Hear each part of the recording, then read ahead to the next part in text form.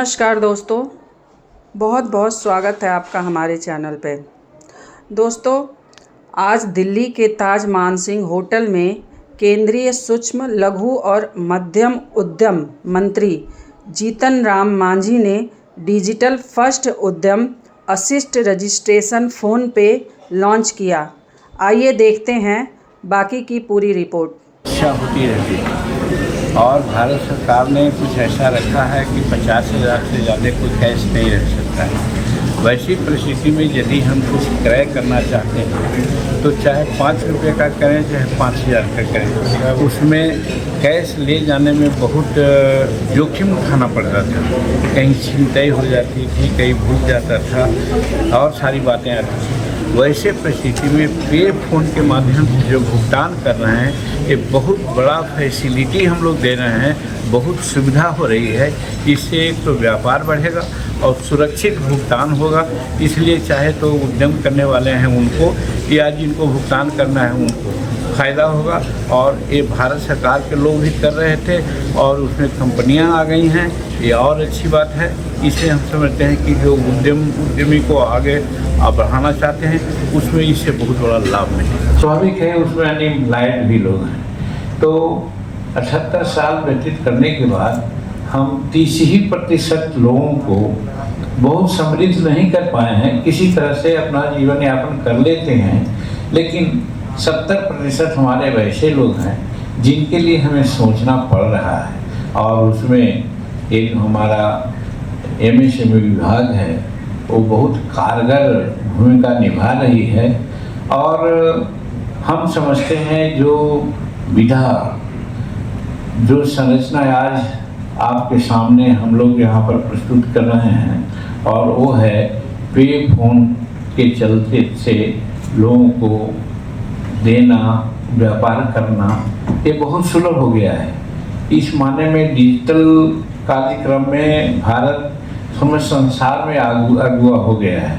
और हम देखते हैं, हम तो गांव के रहने वाले हैं। अभी हम बात कर रहे थे आपके शिविर से कि छोटे छोटे जो बाज़ार होते हैं वहाँ पर कुछ गांव घर के लोग 10,000 रुपया लेके सुबह में बैठ जाते हैं और वहाँ पर हर प्रकार के छोटे छोटे दुकानदार, सब्जी वाले लोग हैं, ये कोई कारीगर हैं, कोई कपड़ा छोटा मोटा बेचने वाले लोग हैं, वे लोग आते हैं और 10% सूद के साथ, यानी 100 रुपया में 10% सूद देते हैं और दिन भर में कमा करके वो 10% के हिसाब से सूद देते हैं। यानी कि अगर 1,000 रुपया उन्होंने लिया तो आप जोड़ सकते हैं कि कम से 1,100 रुपया उनको देना होगा। इस तरह से होता है। तो ऐसा करने से जो हमारे छोटे एंटरप्रेन्योर्स हैं, जो इस तरह से लगे हुए हैं अपना जीवन जीविका, हजारों ऐसे हैं। इनकी संख्या हमारे समाज में नहीं है, लेकिन मैं समझता हूँ कि बहुत बड़ा प्रतिशत है। छोटे छोटे गांव में भी अभी देखते हैं कि लोग फेरी लगाते हैं, जाते हैं, बेचते हैं।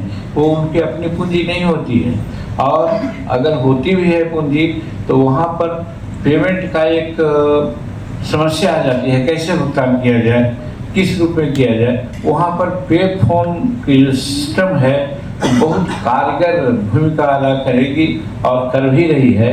और इससे एक तरह से हर तरह से सुरक्षित लोग हो जाते हैं। आज गांव घर में चाहे शिक्षा का अभाव हो, चाहे जैसे भी हो, पैसा रखना बहुत क्राइसिस का समय माना जाता है। बहुत एक तरह से संकट उनके सामने आ जाता है। कभी चोरी होती है, कभी छिनताई होती है, कभी कुछ होता है। बाजार भी जाते रहते हैं तो छोटे छोटे अमाउंट भी अगर किसी के पास है उसकी छिनताई हो जाती है। लेकिन ये जो पे फ़ोन का सिस्टम है, इसमें तो किसी प्रकार की छिनताई का सवाल नहीं है, एकदम सुरक्षित हैं। बाज़ार में जाएंगे और अपना पे फ़ोन से सब्जी ले सकते हैं, कपड़ा ले सकते हैं, दवा ले सकते हैं और सब छोटी छोटी आवश्यकताओं की चीज़ को ले सकते हैं। वैसी परिस्थिति में पे फ़ोन सिस्टम का हम समझते हैं कि बहुत भारी उपयोगिता है।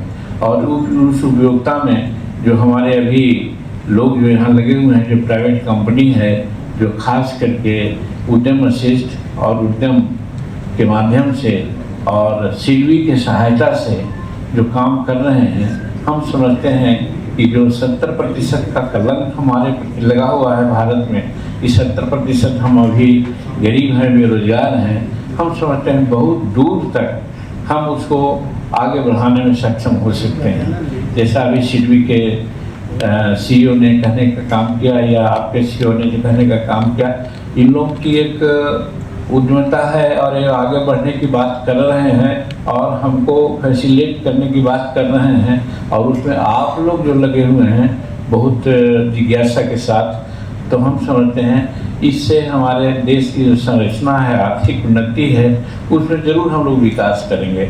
और ये 70% का जो हमारे ऊपर कलंक है, उस कलंक को हम लोग धो बैठेंगे। इसी उद्देश्य से आप लोग का ये जो पेफोन कंपनी जो पहली प्राइवेट कंपनी है, और इसमें आप लोग जो काम करना शुरू कर लिए हैं, हमको बहुत आशा है।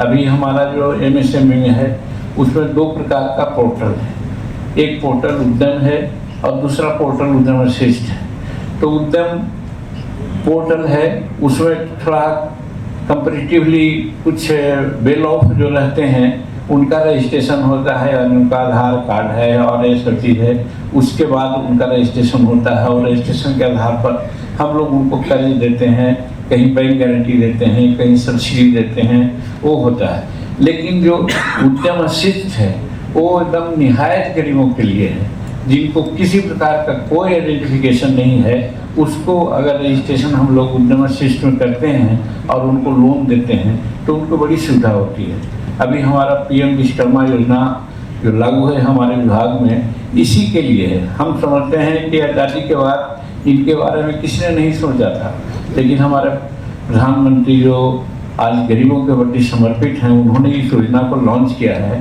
17 सितंबर 2023 को, और 5 साल का मौका दिया है, और उसमें 30 लाख लोगों को हम आगे बढ़ाने के लिए 15,000 रुपये का टूल किट्स देते हैं।